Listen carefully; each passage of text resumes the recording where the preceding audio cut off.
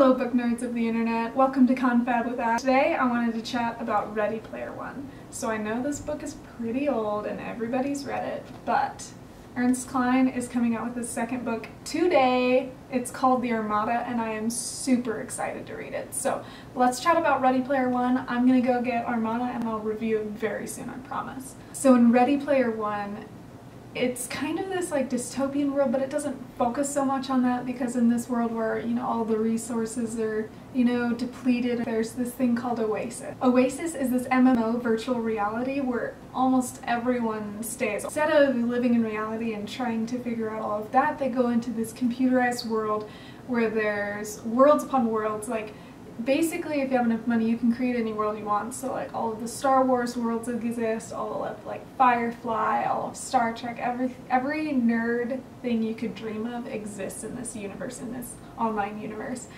And what makes it especially exciting is the creator of this MMO has left what he calls Anorak's Invitation, which is an Easter egg hunt, and whoever can find the 3 keys to unlock the 3 gates and finishes all those first gets to own his whole company. So they own all of Oasis, and so they have all control pretty much of the world because everyone lives in this MMO.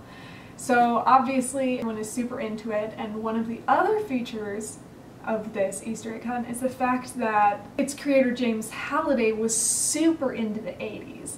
And so everyone who wants to do this Easter egg hunt, they're called Gunters, they are obsessed with the 80s as well. And so even though it's 2044, it's not futuristic, it's all about the 80s. They play all of the video games from that time, they watch all of the movies, the TV shows, listen to the music, they know everything by heart, so that if any clue comes up from James Halliday, they'll know it. Honestly, all of the references are super fun. There are geek references on every page. Our main character in this story is Wade Watts, and he lives in, they basically, like, you can kind of see it in the book picture, but they kind of like stack up these mobile homes on top of each other until they're like, you know, 40 tall or something. Like, it's ridiculous. He's a super poor kid, but he's able to access they have these gloves and these visors to access this virtual world, and they give those to every student in public school who decides to take public school in Oasis instead of in the real world.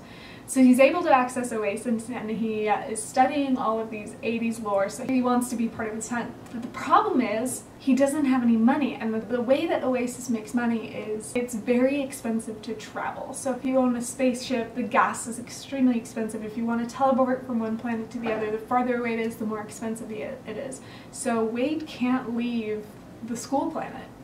And the school planet is basically just like the same school multiplied like, you know, a couple hundred times across the planet, so it's pretty much all the same everywhere, just with different schools for different students. So he's kind of doing so well compared to the other Gunters who can travel wherever they want and try to find all of these clues. But it also means that he's able to focus on knowing the 80s better than anyone. And so everyone is really excited about finding keys to the gates so that they can get this egg hunt started, so that they can win Oasis and so they can have, you know, control of the world and all of the money, like as much money as they could ever need. But the problem is nobody can find any of the keys, like for like years. Like nobody can find anything, and so only the like really passionate Gunters will keep going. And it becomes, what used to be in fashion fades away, and so now it's just kind of looked down on a little bit. Like if you're still into that, it's kind of like, oh, that's kind of a lie, but Wade won't stop. And the book starts out with our main character, Wade Watts, as his avatar, Parseval, and he finds the first key, and from there, the Easter egg hunt truly begins. If you want to read the book, I highly recommend it. I had such a good time with it. I'm going to go into a little bit more in depth about the books. I want to talk about a few themes that I found really interesting, and if you don't want any spoilers, please exit out of this video. Good, make sure to subscribe to my channel.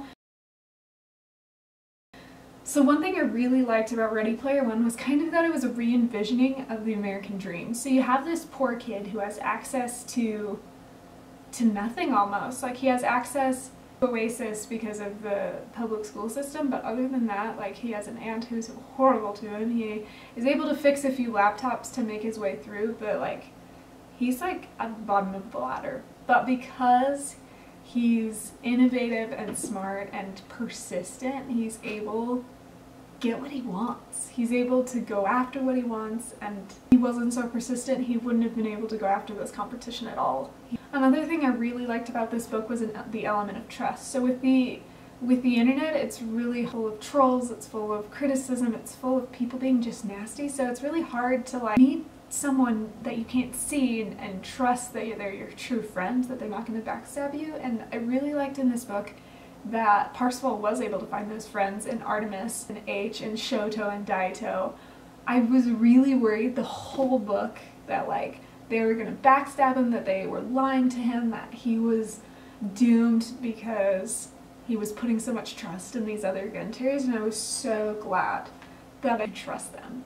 I was super happy about that. And yes, H was lying a little bit, but I don't put that past her at all.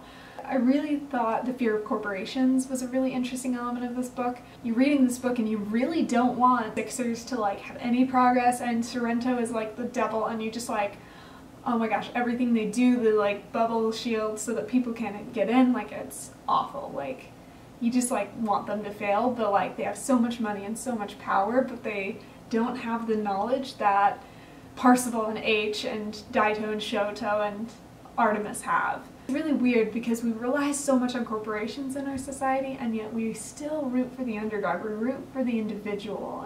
One thing I will say about this book, I super enjoyed the journey of it and I loved all of the references. Other than that, the one thing I was slightly disappointed by was the ending. I thought that just giving them all the money and like, oh, we're gonna do such good with it, we're gonna solve world hunger, I'm not sure if it's that easy.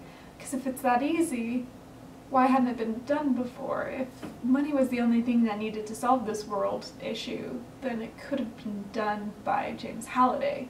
But regardless, I super loved this book, and I definitely think you should read it. Definitely look up all the references that you don't know, because there's so much pop culture from the 80s that is like just right there, and Lady Hawk is a gem, so definitely go watch that movie. I don't think everyone will love this book, but hopefully if you have good taste, you'll like this book. Make sure to subscribe, come back, watch some reviews, looking forward to it, chat with you later.